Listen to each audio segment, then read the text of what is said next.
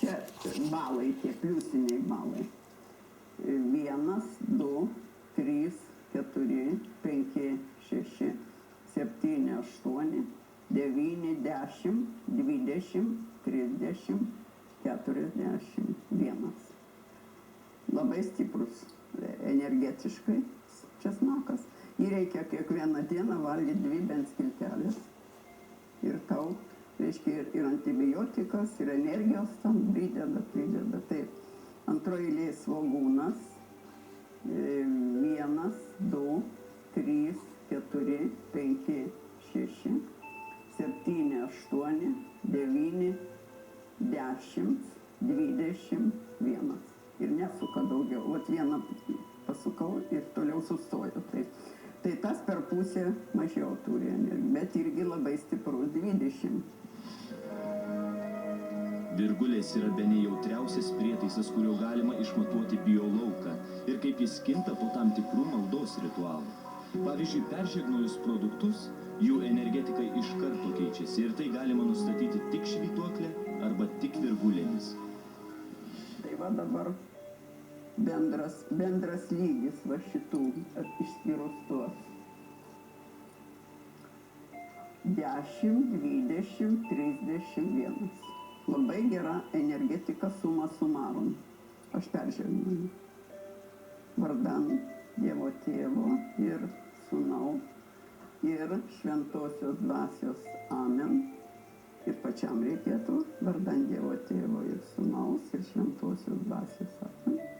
Ir tikrinu. Jūsų akivaizdžiai čia aš padariau šitą. 10, 20, 30, 40, 50, 60, 70, 80, 90, 100, 10, 20, 30, 40, 51. 5 kartus kryžiaus ženklas pakėlė energetiką. Taip? Ar tai būtų radiosteziniai matuokliai, ar primityviosios virgulės ir švytuokliai, biolokacinė informacija visgi gaunama per pasąmonę. Pasąmonė valdo mūsų kūną. Daugybė procesų, kurie vyksta mūsų organizme, plaka širdis, mes kvėpuojame, visa vidaus organų veikla yra valdoma pasąmonės, kuri kaip kompiuteris veikia nepriklausomai nuo mūsų minčių ir nuo mūsų norų. Viskas vyksta pasąmonės lygyje. Ten yra 2000 endokrininei sistemai liaukų įvairių, kurios taip pat dirba pasąmonės valdomos. Alvydas Vingilis, sveikos gyvensenos šalininkas, inžinierius elektrikas, biolokaciniu būdu tyrė aplinką ir žmogaus sveikatos būseną. Kūnas gana sudėtingas organizmas ir jame veikia daugybė procesų, kurie valdomi pasąmonės. Ir jūs galite, sakysim, žinot puikiausiai, kad miegodami galite apsiversti nuo vieno šono ant kito ir nereikia nubusti dėl to. Kai kurie nubunda, kai kurie nenubunda. Pasąmonėje mes atliekam daugybę judesių, kūnas atlieka daugybę judesių ir pasąmonė valdo, o pasąmonėje susisiekia su visu visatos informaciniu lauku. Visos visatos, ne tik su Žemės, ne tik su atskirų žmonių. Ir jeigu mes mokam koncentruotis į tuos informacinius laukus, tai mūsų kūnas ir užprogramuojam tą koncentraciją taip, kad mūsų kūnas reaguotų, pasąmonė reaguoja, nuskaito tos laukus ir sukelia kūnui tam tikras vibracijas. Todėl švytuoklė pati nerodo. Tiesiog aš pasąmonės lygį nuskaitau informaciją ir užprogramuoju pasąmonę, kad pajudintų mano kažkokius raumenis ir kad švytuoklė sujudintų vieną arba kitą pusę. Tiesiog tai yra paprasčiausia programa pasąmonė, kaip kompiuterį. Ir tam tikri kūno judesiai padaro švytuoklę, pajudina į vieną arba į kitą pusę. Tai iš tikrųjų labai primityvus informacijos nuskaitimas. Tai yra kaip aklajam lazdelė. Mes einam, žmogus yra aklas, aš tą nieko nematau, bet jeigu aš su ta lazdelė pabaksnuoju, aš galiu atrasti, kur stulpas, kur akmuo, kur duobė, kad neįgriūčiau. Tam tikras sąmonės lygis, žinojimo lygis, pasaulėžiūros lygis nepalieka vietos fantazijoms, nes kitu atveju, jeigu tik mūsų protui trūksta žinių, informacijos lauke atsiranda tuštuma, kurią bandome užpildyti anomaliniais vaizdiniais, kuriuos vėliau mokslas tiesiog tampa nepajėgus išaiškinti. Ir tada subtiliųjų struktūrų paslaptingą įtyrinėjimą belieka patikėti biolokaciniams įrenginiams, virgulėms arba švytuoklėms. Reikia tada švytuoklį su ta kūno ir pasąmonės procesą suderinti dar su aiškia žinojimo kanalais, intuityviniais aiškia žinojimu. Todėl vien švytuoklė viena, be, sakysim, kitų dvasinių savybių, jinai nedirba. Ir su ja nieko negalima sužinoti.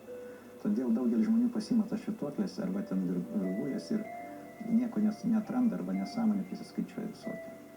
Bet jeigu mes žinom dėsningumus tam tikrus, tai tų fantazijų tada lieka mažiau ir, na, netgi, sakykime, aš galiu diagnozuoti savo patikimumą, diagnostikos, ant kiek jinai patikima. Vėlgi yra daugybė faktorių, kurie tą patikimumą apsprendžia. Sakykime, ten kaip yra, ten labai yra subtilūs dalykai. Jeigu mes norim, sakysim, kažko tai labai ir nemokam suvaldyti savo norų, tai tada švytuoklė arba virgulės parodo tai, ką mes norim.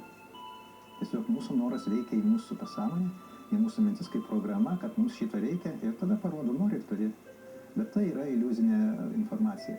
Norint diagnozuoti, turi būti, na, mokėti jau kaip jogams, suvaldyti savo mintis, savo emocijas, užgesinti visus norus, kad nieko neliktų.